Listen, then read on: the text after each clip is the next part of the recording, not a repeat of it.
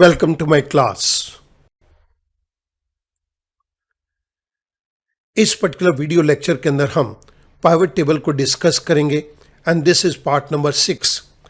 इस पार्ट के अंदर मैं पाइवट टेबल से रिलेटेड दो डिफरेंट पॉइंट्स को टेकअप करूंगा। The first one is refresh and the second is change data source. आइएगा मूव करते हैं एक एग्जाम्पल की तरफ।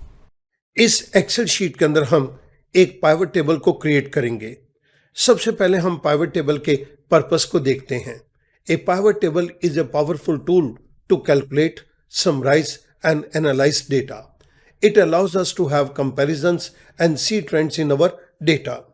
पाइवट टेबल एक ऐसा टूल है जिसकी मदद से हम डेटा को कैलकुलेट, समराइज और एनालाइज कर सकते हैं। इसके थ्रू हम डेटा को कंपेयर कर सकते हैं और डेटा के अंदर ट्रेंड्स को भी देख सकते हैं। इस पर्टिकुलर वीडियो लेक्चर के अंदर मैं आपके साथ दो पॉइंट्स को टेकअप करूंगा। ये दोनों points pivot table analyse tab के अंदर दिए गए हैं। The first one is refresh and the second one is change data source. So आइएगा स्टार्ट करते हैं इन पॉइंट्स के साथ। पाइवट टेबल को क्रिएट करने के लिए हमारे पास लेफ्ट साइड के ऊपर एक टेबल दी गई है। इस टेबल के अंदर 4 इंपॉर्टेंट पॉइंट्स हैं जो कि मैंने आपके कन्वीनियंस के लिए यहां पर दे दिए। फर्स्ट कॉलम के अंदर कंट्री है तो हमारे पास 4 डिफरेंट कंट्रीज यहां पर दिए गए हैं। सेकंड कॉलम के अंदर कंपनीज दी गई हैं तो हमने इस पर्टिकुलर कॉलम के अंदर 8 डिफरेंट कंपनीज को लिया है। थर्ड कॉलम के अंदर प्रोडक्ट दी गई है तो हमने हर कंपनी के लिए 3 डिफरेंट प्रोडक्ट ली हैं। The first one sports utility vehicle, second sedan and the third one is jeep. इसके बाद ईयर्स के अंदर ये 4 दिया गया है। We have taken sales data for 4 different years. Last column total के अंदर हमने इन पर्टिकुलर प्रोडक्ट्स की different sales over number of years का सम किया है। पाइवट टेबल को क्रिएट करने के लिए मैं इस टेबल के अंदर किसी एक सेल के ऊपर क्लिक कर देता हूं। I go to insert, I go to pivot table. Pivot table ने मुझे 2 ऑप्शंस दे दी, फ्रॉम टेबल और रेंज और फ्रॉम एक्सटर्नल डेटा सोर्स। मैं यहाँ पर फ्रॉम टेबल और रेंज को सिलेक्ट कर रहा हूँ। जैसे ही मैंने फ्रॉम टेबल और रेंज पे क्लिक किया तो मेरे पास एक पाइवट टेबल फ्रॉम टेबल और रेंज का डायलॉग बॉक्स आ गया। इसके अंदर हमें 3 पॉइंट्स दिए गए हैं। सिलेक्ट ए टेबल और रेंज। टेबल और रेंज के अंदर आप नोट करेंगे कि एक रेंज को ऑलरेडी सिलेक्ट कर लिया गया। इस पर्टिकुलर रेंज के अंदर सबसे पहले एक नाम लिखा हुआ है, refresh and change data source. ये मेरी एक्सेल शीट का नाम है और उसके बाद B1 से I25 तक एक्सेल ने ऑटोमेटिकली पूरी की पूरी रेंज को सिलेक्ट कर लिया। Second point, choose where you want the pivot table to be placed. क्या आप नई वर्कशीट पे चाहते हैं या एग्जिस्टिंग वर्कशीट पे चाहते हैं? मैंने एग्जिस्टिंग वर्कशीट के रेडियो बटन पे क्लिक कर दिया तो मुझसे एक क्वेश्चन किया जा रहा है, आप लोकेशन बताइए, वो जगह बताइए जहां पर आप पाइवट टेबल को बनाना शुरू करना चाहते हैं। सो मैंने इस जगह पे क्लिक कर दिया। This is K7। यहां पर K7 की वैल्यू आ गई। Third point, choose whether you want to analyse multiple tables. हमारे पास तो यहां पर एक ही टेबल है, सो मैं इस पर्टिकुलर पॉइंट को ब्लैंक ही छोड़ दूंगा एंड आई से ओके। जैसे ही मैंने ओके किया, मेरे पास यहां पर पाइवट टेबल को क्रिएट करने के लिए एक स्ट्रक्चर आ गया। यहां पर लेफ्ट साइड के ऊपर मेरे पास पाइवट टेबल 1 के नीचे एक लाइन दी गई है, to build a report. Pivot table की रिपोर्ट को बनाने के लिए choose fields from the pivot table field list. मेरे पास राइट साइड के ऊपर पाइवट टेबल के फील्ड लिस्ट दी गई है। This is the list. अगर इसको बहुत ध्यान से देखेंगे तो ये हमारी टेबल के सभी हेडर्स हैं जो कि यहाँ पर फील्ड लिस्ट के अंदर दिए गए हैं। इसके नीचे हमारे पास 4 डिफरेंट एरियाज दिए गए हैं अपनी पाइवट टेबल को क्रिएट करने के लिए। अब यहाँ पर मैं टेबल को क्रिएट करूंगा। सो मैंने कंपनी फील्ड को सिलेक्ट किया और रोज में इसको ड्रैग कर दिया। आप देखिएगा सभी कंपनीज के नाम रोज के अंदर आ गए। अब मैं प्रोडक्ट को सिलेक्ट करता हूं और ये मैं कॉलम्स के अंदर दे देता हूं।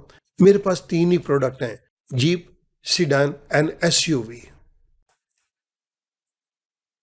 ये तीनों यहां पर आ गए और मैं यहां से टोटल फील्ड को लेता हूं और वैल्यूज के अंदर इसको ड्रैग कर देता हूं। मेरे पास एक 2 डायमेंशनल पाइवट टेबल बन गई। अब स्टूडेंट इस जगह पर देखिएगा, मैं इसको यहां पर कलर दे देता हूं। मैंने ये कलर दे दिया। 2021 के अंदर जनरल मोटर्स की एसयूवी की सेल 300 है। अगर मैं इस 300 को हटा के इसकी जगह 1300 कर दूं तो मेरी पाइवट टेबल के अंदर कोई चेंज नहीं आया। मैं पाइवट टेबल के अंदर चेंज लाने के लिए इस पाइवट टेबल में क्लिक करता हूं। जैसे ही क्लिक करता हूं तो मेरे पास दो contextual tab, pivot table analyse और डिजाइन टैब यहां पर अपीयर हो गए। मैं पाइवट टेबल एनालाइज टैब के ऊपर क्लिक करता हूं और इस रिफ्रेश के बटन के ऊपर मैंने क्लिक कर दिया। मेरे पास एक ऑप्शन आ गई रिफ्रेश की, तो मैं इसको रिफ्रेश पे क्लिक करता हूं। जैसे ही मैं इसको क्लिक करता हूं, आप देखिएगा जनरल मोटर्स का यहां पर वैल्यू चेंज हो गई।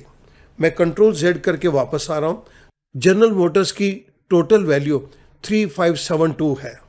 मैं यहां पर रिफ्रेश करता हूं तो ये 4572 हो गई।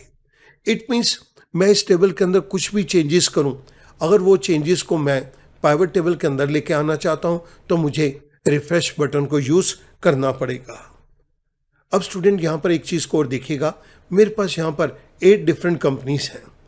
मैं यहां पर महिंद्रा एंड महिंद्रा के कंप्लीट रिकॉर्ड को डिलीट करता हूं।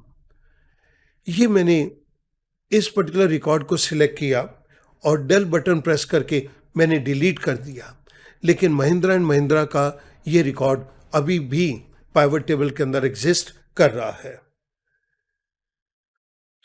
इसके लिए मैं पाइवट टेबल के अंदर कहीं पर भी क्लिक करूं और उसके बाद पाइवट टेबल एनालाइज टैब के अंदर मैं यहां पर चेंज डेटा सोर्स के ऊपर क्लिक करूंगा और ये मैंने चेंज डेटा सोर्स के ऊपर क्लिक कर दिया तो मेरे पास यहां पर एक डायलॉग बॉक्स आ गया, change pivot table data source, choose the data that you want to analyse. मैं यहां पर इस डेटा को अब चूज करूंगा।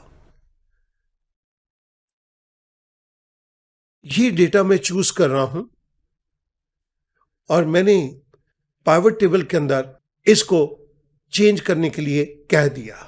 आप अभी देखिएगा महिंद्रा एंड महिंद्रा का यहां पर डेटा है। मैं ये ओके कर रहा हूं। जैसे ही मैंने ओके किया, महिंद्रा एंड महिंद्रा का डेटा यहां से डिसअपियर हो गया। और अगर मैं इसी डेटा को यहां पर वापस लेके आना चाहूं तो मैं इस जगह के ऊपर उस डेटा को पेस्ट कर रहा हूं। ये डेटा मैंने महिंद्रा एंड महिंद्रा का यहां पर पेस्ट कर दिया, लेकिन पाइवट टेबल के अंदर तो ये डेटा चेंज नहीं हुआ। हमारे पास 7 कंपनीज हैं, 8th कंपनी हमारे पास मिसिंग है। मैं पाइवट टेबल के ऊपर क्लिक करता हूं और पाइवट टेबल एनालाइज टैब के ऊपर जाके मैं चेंज डेटा सोर्स के अंदर यहां पर क्लिक करता हूं। जैसे ही मैं चेंज डेटा सोर्स पे क्लिक करता हूं तो मेरे पास change pivot table data source आ गया। यहां पर अब मैं इस पर्टिकुलर टेबल के डेटा सोर्स को मैं एंटर करूंगा और इसको मैं कंप्लीट डिलीट कर रहा हूं। यहां से मैंने पूरी डेटा सोर्स को एक बारी दोबारा से सिलेक्ट कर लिया। Now this includes Mahindra and Mahindra also. अभी मैंने ओके नहीं किया। आप देखिएगा महिंद्रा एंड महिंद्रा अभी यहां पर अपीयर नहीं कर रहा। नाउ आई से ओके। जैसे ही मैंने ओके किया, मेरे पास महिंद्रा एंड महिंद्रा का भी डेटा इस पाइवट टेबल के अंदर इनकॉर्पोरेट हो गया। सो स्टूडेंट, इस तरह से आप किसी भी डेटा को यहां पर इंसर्ट करते हैं तो आपको रिफ्रेश करना है। किसी भी डेटा को आप डिलीट करते हैं या कोई नया डेटा यहां पर एंटर करते हैं तो आपको चेंज डेटा सोर्स के अंदर जाके इसको एक बारी री एंटर करना पड़ेगा। इसके बाद आपकी पाइवट टेबल अपडेट हो जाएगी। मैं उम्मीद करूंगा ये दोनों पॉइंट्स अब आपके लिए समझने बहुत आसान हो जाएंगे। Thank you very much.